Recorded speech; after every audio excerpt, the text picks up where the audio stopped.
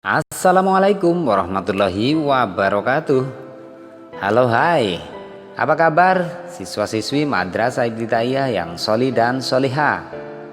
Salam jumpa bersama saya di channel Najm 41. Kali ini kita akan belajar bersama materi sejarah kebudayaan Islam untuk siswa-siswi Madrasah Ibtidaiyah kelas 5 semester 1. Fathu Mekah. Tapi sebelumnya bagi yang belum subscribe, jangan lupa untuk menekan tombol subscribe, like, komen, dan share video ini.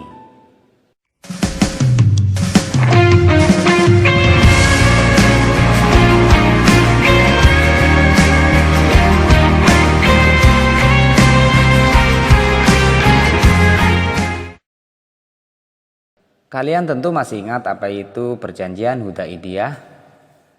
Perjanjian Hudaibiyah adalah perjanjian damai antara Rasulullah SAW dengan kaum kafir Mekah yang diwakili oleh Suhail bin Amr. Dalam perjanjian ini dilarang berperang antara kaum muslimin dan kaum kafir. Tahukah kalian sikap Rasulullah SAW?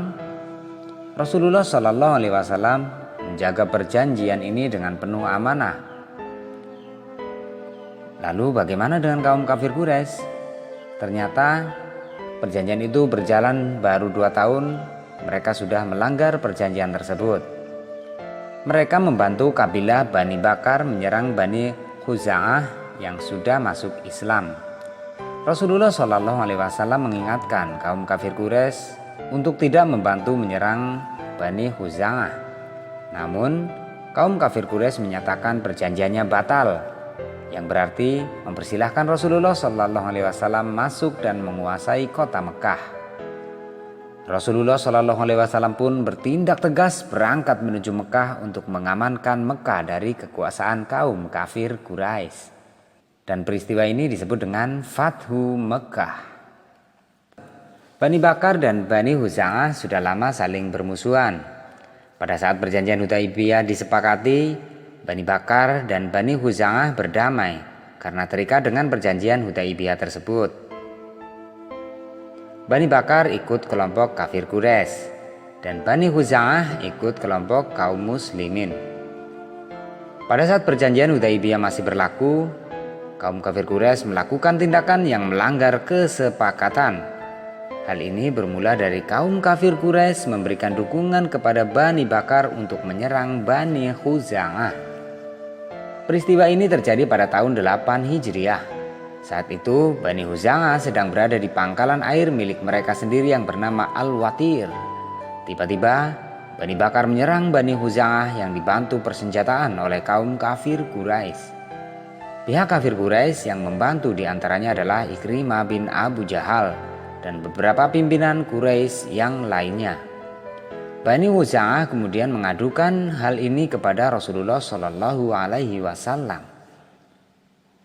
Rasulullah SAW pun akhirnya menegur kaum kafir Quraisy tentang bantuan yang mereka berikan kepada Bani Bakar. Rasulullah SAW mengingatkan kaum kafir Quraisy bahwa membantu Bani Bakar berarti melanggar perjanjian Hudaibiyah, dan dengan demikian kaum muslimin pun bisa masuk ke kota Mekah dengan penuh kekuatan. Peringatan Rasulullah SAW ini dijawab kaum kafir Quraisy bahwa perjanjian Hudaibiyah itu telah mereka batalkan. Kaum kafir Quraisy Mekah tidak konsisten dengan perjanjian yang mereka sepakati. Mereka lebih memilih membela sekutu mereka yaitu Bani Bakar daripada membela janjinya kepada umat Islam. Karena itu mereka melanggar perjanjian Hudaibiyah yang nantinya justru merugikan kaum kafir Quraisy itu sendiri. Dengan adanya pengkhianatan dari kaum kafir Quraisy Mekah atas perjanjian Hudaibiyah, Rasulullah SAW pun mengambil sikap tegas. Rasulullah SAW menyiapkan para sahabatnya untuk berangkat ke kota Mekah. Rasulullah SAW mengajak seluruh sahabatnya untuk pergi ke Mekah menjemput kemenangan dengan penuh keyakinan terhadap pertolongan Allah Subhanahu wa Ta'ala. Para sahabat berbondong-bondong berkumpul dan berangkat menuju Mekah. Rombongan para sahabat semakin besar karena banyak kabilah-kabilah yang bergabung seperti kabilah Sulaim, Muzaina, Ghatafan, dan yang lainnya.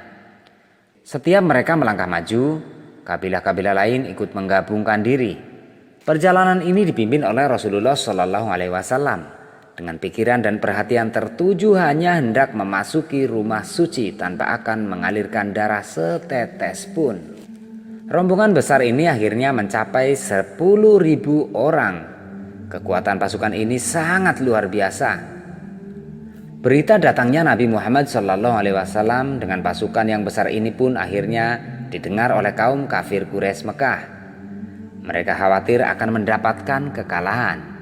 Apalagi banyak tokoh mereka yang masuk Islam seperti Khalid bin Walid, Amr bin As, dan lainnya. Nabi akhirnya menyuruh bala tentaranya untuk mendirikan kemah di dekat kota Mekah, tepatnya di Mar Az-Zahran. Kemudian 10.000 obor dinyalakan. Abu Sofyan, tokoh kunci kaum Quraisy pun berkata, "Aku belum pernah melihat api dan pasukan seperti malam ini." Rasulullah Shallallahu Alaihi Wasallam didatangi oleh Abbas pamannya yang menyambutnya dengan sukacita.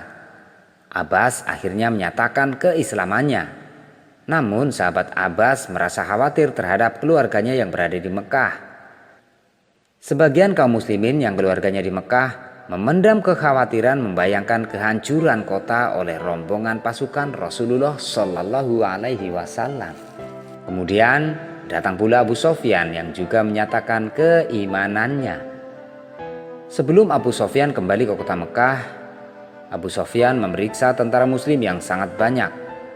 Ia pun menceritakan kepada kaum kafir Quraisy di Mekah. Mendengar cerita Abu Sofyan ini, lenyaplah harapan kaum musyrikin Mekah untuk mengadakan perlawanan. Namun Rasulullah Shallallahu Alaihi Wasallam bersikap bijak. Nabi Muhammad Shallallahu Alaihi Wasallam menyampaikan kepada para sahabatnya agar jangan khawatir terhadap keluarganya yang berada di Mekah. Rasulullah Shallallahu Alaihi Wasallam menjamin bahwa pasukan yang besar ini hanya bermaksud untuk menguasai kota Mekah secara damai. Rasulullah mengetahui bahwa kaum kafir Quraisy Mekah sangat lemah. Karena itu Rasulullah Shallallahu Alaihi Wasallam hanya ingin menakut-nakuti mereka dengan kekuatan yang sangat besar dan tidak ingin memerangi dan membunuh kaum kafir Quraisy di Mekah. Setelah mengadakan kemah, akhirnya Rasulullah Shallallahu Alaihi Wasallam bersiap-siap memasuki kota Mekah. Sesampainya di Dzultuwa, Rasulullah Shallallahu Alaihi Wasallam mengamati sekeliling dan tidak nampak sedikit pun tanda-tanda perlawanan dari kaum kafir Quraisy Mekah. Rasulullah Shallallahu Alaihi Wasallam kemudian memanjatkan puji syukur kepada Allah Subhanahu Wa Taala atas terbukanya pintu Mekah tanpa perlawanan. Namun Rasulullah Shallallahu Alaihi Wasallam tetap waspada. Kemudian Nabi Muhammad SAW memerintahkan pasukannya memasuki kota Mekah dari 4 penjuru. Pasukan pertama dipimpin oleh sahabat Zubair bin Awam. Diperintahkan memasuki kota Mekah dari sebelah utara. Sedangkan pasukan kedua dipimpin oleh sahabat Khalid bin Walid memasuki kota Mekah dari arah bawah.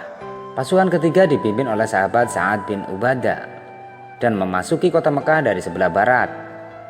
Sementara pasukan keempat yang dipimpin oleh sahabat Abu Ubaidah bin Jarrah memasuki Mekah dari bagian atas. Rasulullah Shallallahu Alaihi Wasallam kemudian berpesan agar jangan menumpahkan darah setetes pun kecuali sangat terpaksa. Pasukan mulai memasuki kota Mekah dan tidak ada perlawanan. Rasulullah Shallallahu Alaihi Wasallam memerintahkan pasukannya untuk menyampaikan pengumuman saat memasuki kota Mekah. Karena itu bergemuruh suara dari masing-masing arah.